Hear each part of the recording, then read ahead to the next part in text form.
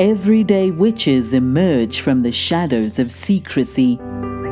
Broom closets are flinging open and witches are taking flight. Whether you are hiding in your cozy closet or flying with pride, stay for a spell as Witchcasting with Theodora Pendragon and her guests share magical moments, stir the cauldron, and debunk misinformation and misconceptions about paganism, witches, and our wonderful world of magic.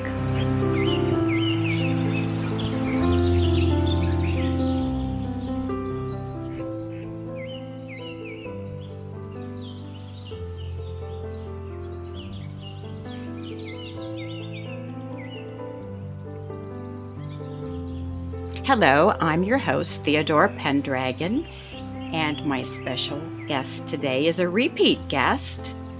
Her name is Annie Emprima-Martin, and she is a metaphysician. Welcome back. Thank you. I'm glad to be back. Today we're going to talk about, as a metaphysician, you observe emotions differently than a therapist would. Yes. What do you mean by that? I can see emotions in the organs. I can see emotions in the spine. I can't explain how I have that ability, but if I scan someone, like I'm a remote IT technician, I can go into their body and see where it's sitting, where the trauma is sitting. That is very interesting. Can you give us an example of how you can see that? Yeah, one of the examples is that there was a follower on my TikTok channel and she had come up and I scanned her body, and in her upper thoracic, there was this like stickiness of energy. I couldn't scan down. I couldn't scan up. It was like I was stuck. There was a barricade, energy in her back, in her thoracic. So I started diving into it, and I said, this feels like it was when you were 32 years old. And it turns out that was when her friend had been murdered. Her friend was a performer on a stage and had been attacked in a fatal way. And so that was still sitting in her back, causing a lot of physical distress. Do you tell people when you see this? Well, normally they're coming up for paid demonstrations, so they know I'm not just walking through a store. They've come to me to get my input on what's in their body. Okay, so they seek you out.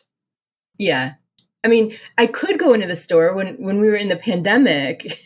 I went into the stores.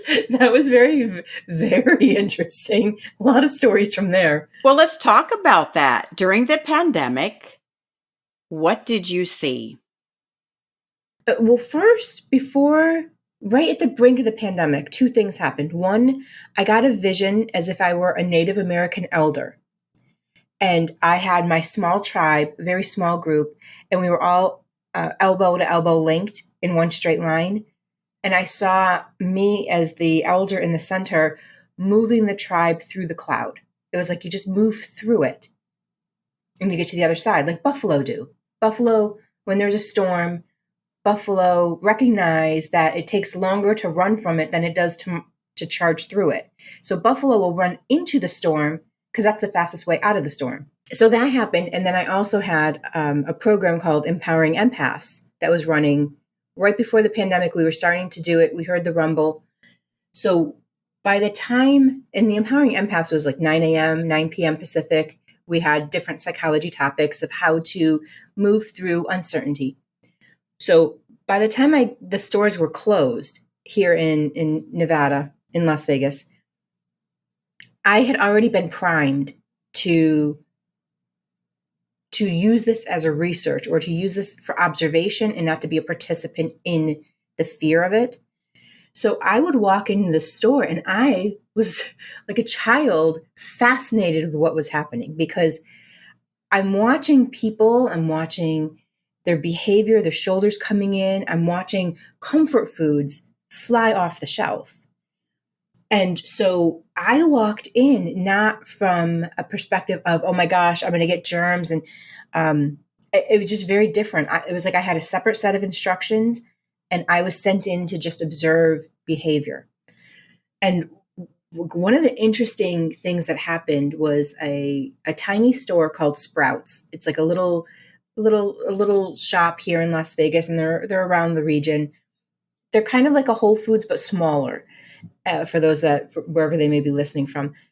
So I walked in, and I am not an organized shopper. I'm going to spend an hour in here walking around perusing without real mission. Like some people go in, like we're going to go around the outer rim in a very counterclockwise rotation.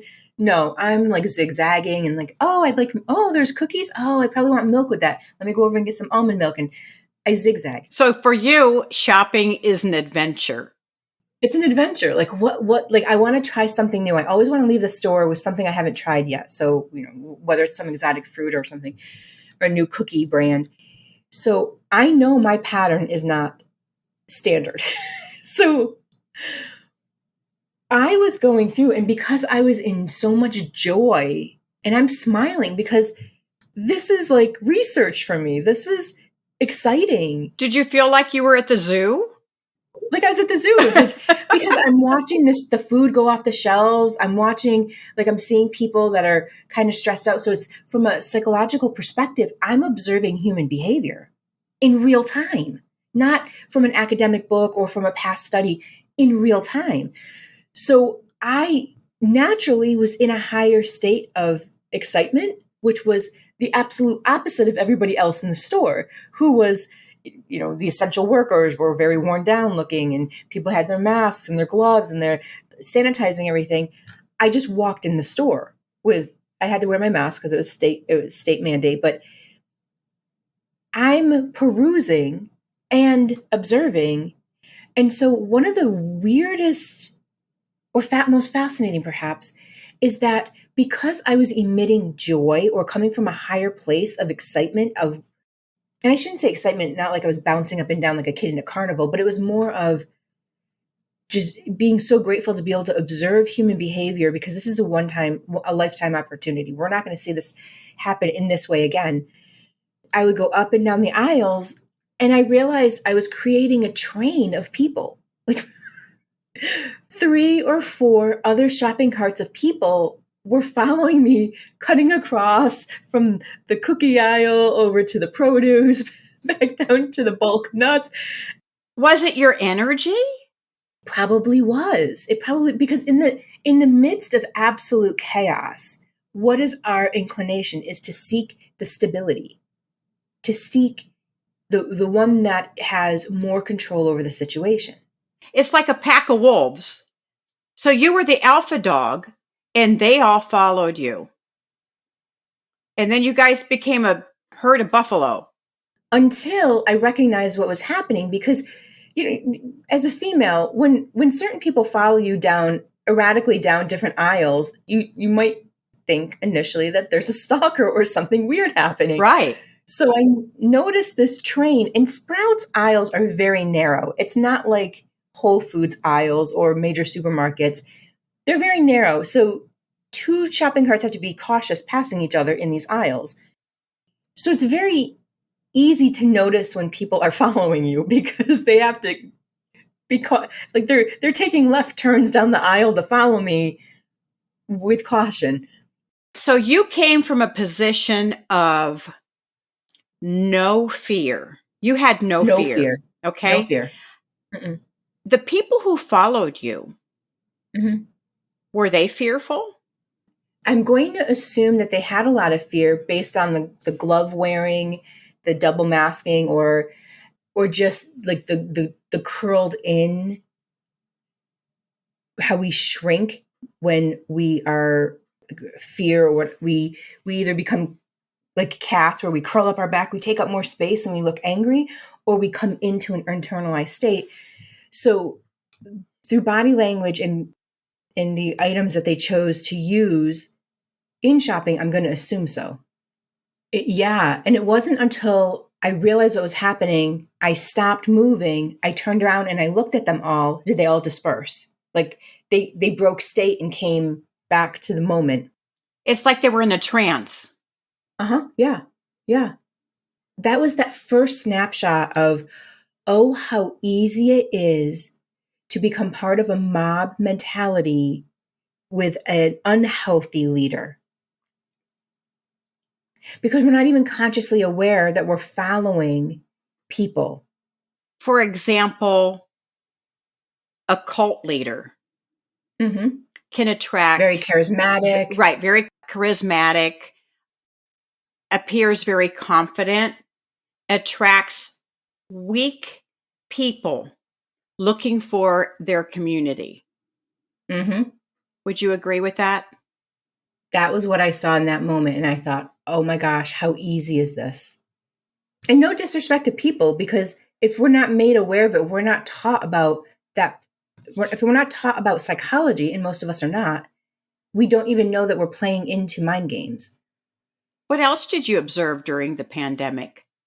Comfort foods. I have photos, wild photos of Target supermarkets, Whole Foods, Albertsons, Vaughn, Safeway, of comfort foods gone. Peanut butter, jelly, pancakes. It was the foods that people ate when they were a kid. Perhaps maybe their grandparents cooked it for them during distress, or their parents. Chicken noodle soup was gone. And pasta too. And pasta, right? But look at how often we cook pasta. When I was a kid, we had Prince Pasta Day. There's a commercial, an entire marketing campaign of Prince Pasta Day. So that would have been repeated in our childhood because of the marketing campaigns that we had.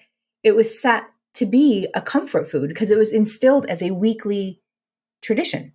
Aside from food, comfort food, there was a shortage of toilet paper.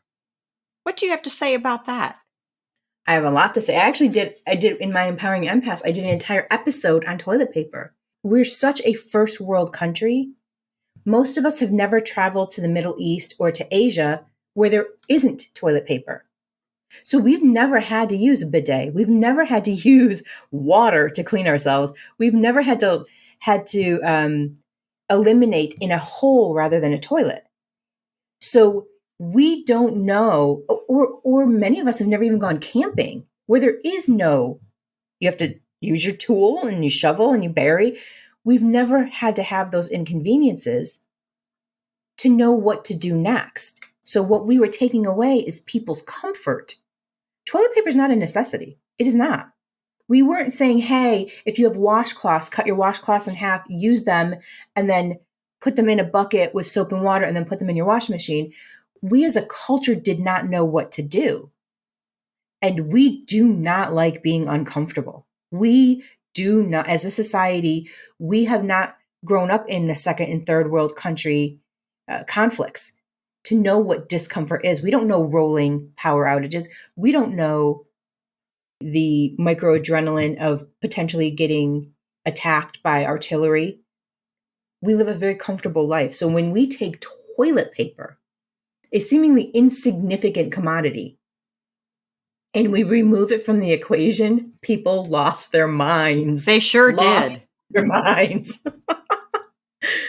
Here's something ironic is the pandemic started in March, but in January, it was like I had multiple personalities.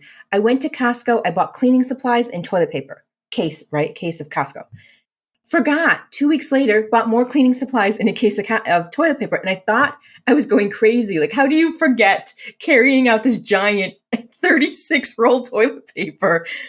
So by the time the pandemic hit, I had 3 cases of toilet paper that I kept buying accidentally, mindlessly. And so I had like 18 bottles of cleaning agents. I had 3 cases, like over 100 rolls of toilet paper in January. On a subconscious level, somehow you were told, stock up on toilet paper. I did not. There was nothing I had to worry about. I had my passport. There was this insistence, like, get your passport in 2019. And my passport had lapsed. Get your passport. And I got my passport, and then the pandemic hit. I'm like, well, what's the point of having a passport if I can't even travel? I went to Aruba. It was a fantastic trip 15% occupancy at this major, beautiful resort in Aruba. We had the entire giant pool intended for 1,000 people. There were probably 8 of us. I lived like royalty the entire pandemic. So you flew there. What was it like on the plane? Empty. And I didn't just fly there. I was in West Palm Beach. I was in Albany. I was in Boston. I was in Sedona. The planes were empty. So I would I bought a coach flight from Logan Airport in Boston back to Las Vegas for $75. And I had no one sitting next to me in coach. I flew coach, but I did fly first class. I got a first class upgrade because there weren't enough people on the plane. I got to purchase an upgrade from Aruba to Vegas. That was fantastic. For $156, I upgraded to first class. I lived a VIP life. During the pandemic, people had different perspectives. There were people like you who traveled. You lived your life as normally as possible. And then there were the people who wouldn't even see their own family members because they were so fearful of COVID. Mm-hmm. What do you think is the difference between you and them? Well, let me pose a more metaphysical existence question is, if you knew that COVID was not compatible with your operating system, would you do anything differently? That is a loaded question. It was people being afraid and unknown if it would affect them. Everyone listening, if you knew that it wasn't going to affect you, that you were not compatible with COVID, would you have done anything differently? I was not fearful. I followed the rules. Okay, you can't go to work. So I did telehealth on video. Mm-hmm. But as soon as they opened everything up, but we still had to wear masks, I remember I actually caught COVID. I didn't know it because I'm a pretty healthy person. I thought I had an allergy. I had a runny nose that tickled my throat. And it was annoying, just this runny nose. I ran in 2 races and I went to the gym every day. So I probably spread it to so many people unknowingly. I went to work and then I decided to take one of the home tests. And I thought, let's just see, because people kept saying, well, maybe you have COVID. I said, no, I'm not sick. I had COVID. Within 1 minute, the results came back positive, but I never felt sick. My son was we did get COVID. We got COVID last year, more like a flu last year. So it was 2 years after. When he got it, he was completely asymptomatic. I had symptoms like the flu. Like for 3 days, I just felt like I had the flu. And so I tested him because he was in the house too. And he was completely asymptomatic, absolutely asymptomatic. Don't you think it's like that with any condition, disease, illness? There are people who will be affected and other people maybe not at all. It's like pneumonia. Some people die from pneumonia and others recover. Yeah, there are a lot of cofactors involved. But if we just take 2 people with similar medical health conditions, and we look at the one that has a lot of fear in them and one that doesn't, I'll compare it to martial arts. When you're learning in martial arts how to fall, in any kind of move, when you need to learn how to fall, you fall to dissipate the impact into the mat or into the floor, to the ground. But if you're stiff, you are more susceptible to breaking your arm, your wrist, right? And when we look at viruses and bacteria, which I'm not speaking from a biological perspective of how bacteria and viruses work, but if we have fear in our body, it constricts and it holds on to that virus or bacteria in a stronger way. Whereas if we are not coming from fear, much like the elder seeing the indigenous elder image that I had of the tribe going forward into the storm, if we know we're going into the storm and we know that it's going to move through us, we don't have a constricted perspective, which then locks it in tighter. In the military, in the army, when we go through basic training, we have to go through the gas chamber. And they keep telling us, stay calm. You're not actually losing the ability to breathe. It's a neurological chemical that is affecting the signaling, telling you can't breathe. But if you panic, you will then cause yourself you'll suffocate yourself. So stay calm and don't let the coding, the messaging confuse you on what's really happening. And that's what I see with a lot of during the pandemic is we were letting fear constrict us, which then caused more damage than necessary.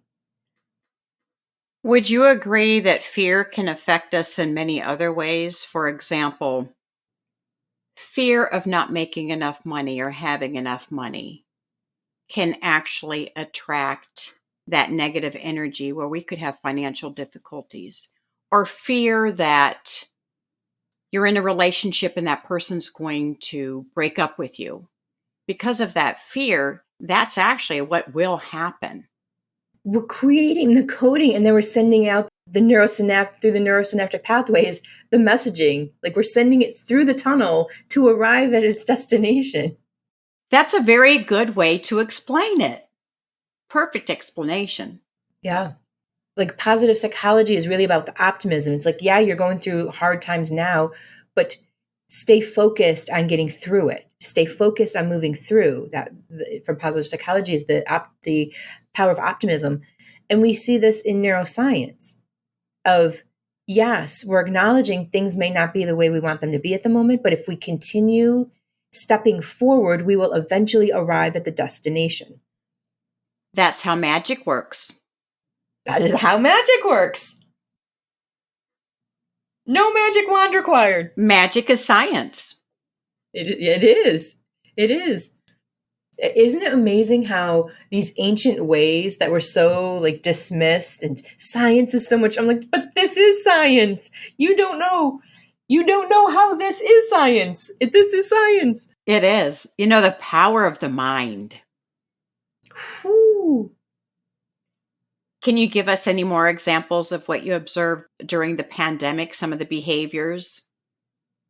Oh, the drinking, the alcohol purchasing and consumption was unbelievable, especially here in Las Vegas, because this is a very hedonistic city. A lot of coping mechanisms are based around substance usage or addictive personality behavior. So gambling, sex, alcohol, drugs. And so when you shut access to those things, people had to petition. People petitioned because the liquor stores were closed as non-essential facilities. And their workaround was to start selling milk for the Kahlua and limes, and therefore they were selling food to stay open. People were losing their minds, not being able to have their nightly drink and because they were home and they had to deal with their emotions and they had to be in an amplified environment, the amount of alcohol, and it was kind of a joke when our waste management system was saying that the number of wine bottles that they were going in the recycle bin, it was like tenfold. It was tenfold. So we don't like discomfort. It circles back that we will numb through many means. So when the gyms closed, the people that used any athletic means that was indoor based, right? It created anger, distress. We had more domestic violence because people weren't able to numb in the way that they had consistently numbed. Their pattern was disrupted. And some people stepped up and said, hey, I didn't know this was in me. Let me move through this. And we saw the surge of need for mental health professionals. And other people stayed in denial and just perpetuated it with something else that was even worse. So human behavior. This was an amazing opportunity for psychologists and psychiatrists and mental health professionals to see an amplified view of our society. You mentioned earlier about the comfort foods. And what I observed is that people selfishly bought more than they needed for their family. And some of these things were rationed. It said you can only buy, for example, 4 boxes of pasta. So these families would go in and they'd each get a shopping cart so they could each get their rations worth. Mm-hmm. Does anybody really need that much pasta? Look at how they were behaving as well. They probably had some other indicator, like the tea kettle was whistling somewhere else as well. Like, oh, we have to hoard. How many of them were hoarding emotions and overeating? How many of them were hoarding their emotions and numbing with more cigarettes or alcohol? So that was one indicator, one observation. And then we have to look at what else, like look at the story in a broader way of what else had they been hoarding before the pandemic?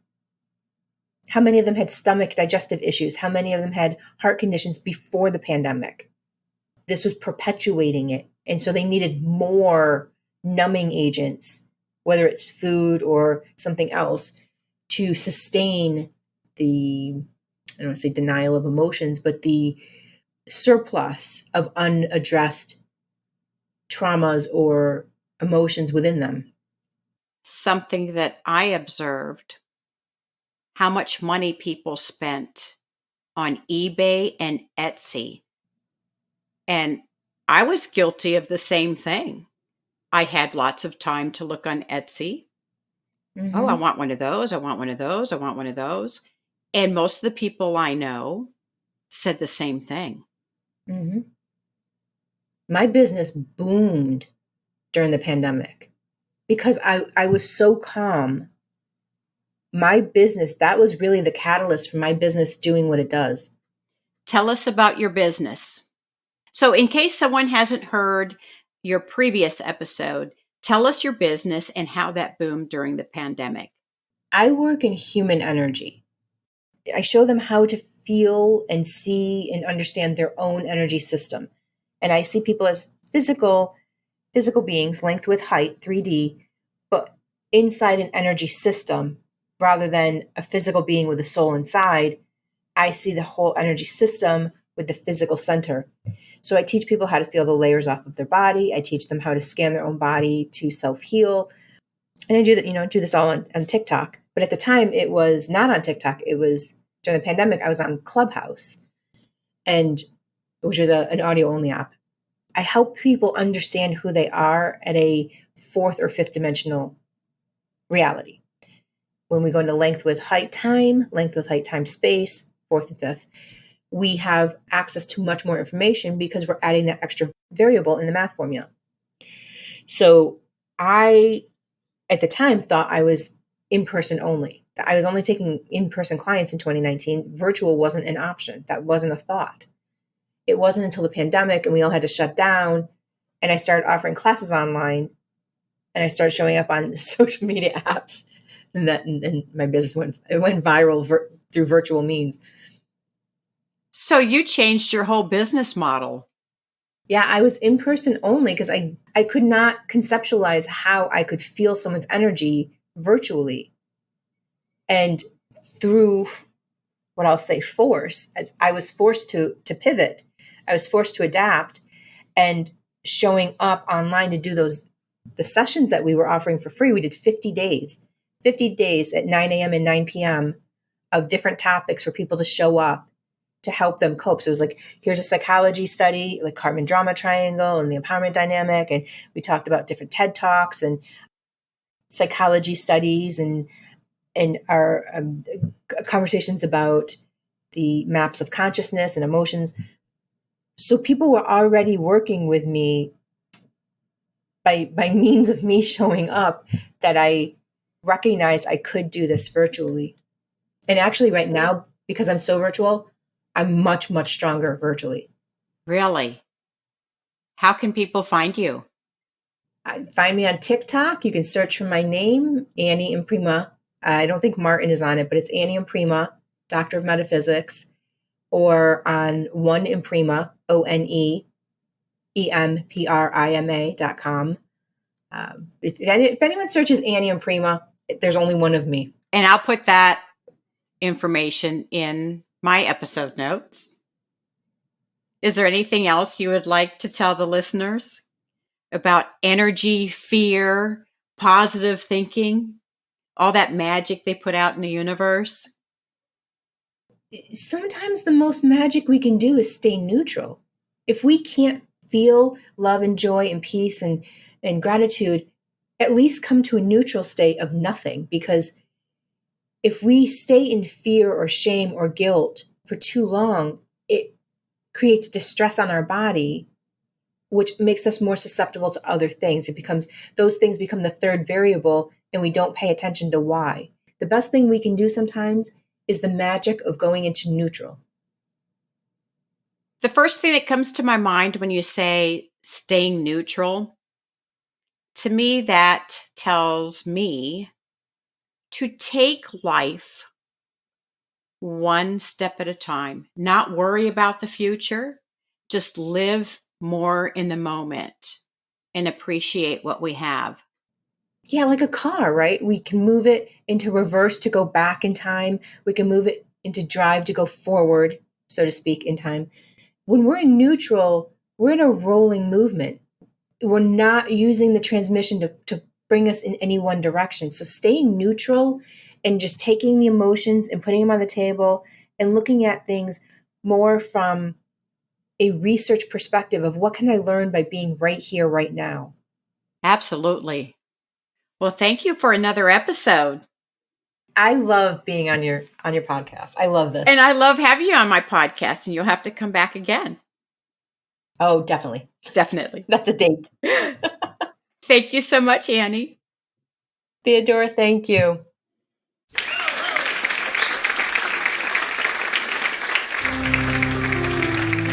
Thank you for joining us for Witchcasting with Theodora Pendragon. Have a burning question or have a topic you'd love Theodora and her guests to discuss on the show? Contact her through Instagram at Theodora Pendragon. If you enjoyed this episode, make sure to subscribe so you don't miss the next one. And help us spread the word by leaving us a rating and review and sharing it with your friends. See you next time, and may your magic always shine.